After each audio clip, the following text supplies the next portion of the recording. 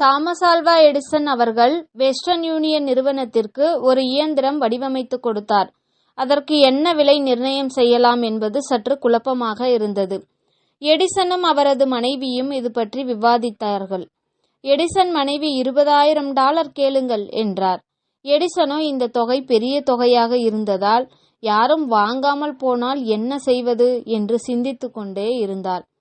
பணம் தருவதற்காக நிறுவனத்தின் ஒரு மூத்த அதிகாரியை வெஸ்டர்ன் யூனியன் நிறுவனம் அனுப்பியிருந்தது. இயந்திரத்துக்கான விலையை அதிகாரி கேட்டார். எடிசன் சில நிமிடம் மௌனமாக இருந்தார். எப்படி கேட்பது என்று யோசித்து கொண்டே இருந்தார். பொறுமை இழந்த அந்த நிறுவனத்தின் அதிகாரி, எடிசன் சார், இதோ உங்கள் இயந்திரத்திற்கான விலை, முதல் தவணையாக $100,000 என்று சொல்லி அதற்கான காசோலையை கொடுத்தார். மீதி எவ்வளவு என்று சொல்லி அனுப்புங்கள், காசோலையை அனுப்பி வைக்கின்றோம் என்று கூறி இயந்திரத்தை எடுத்துச் சென்றார். அவசரப்படாமல் பொறுமை காத்த எடிசனுக்கு 4 மடங்கு லாபம் கிடைத்தது. அவசரப்பட்ட நிறுவனத்தின் அதிகாரியால் 4 மடங்கு நட்டம் நிறுவனத்திற்கு ஏற்பட்டது.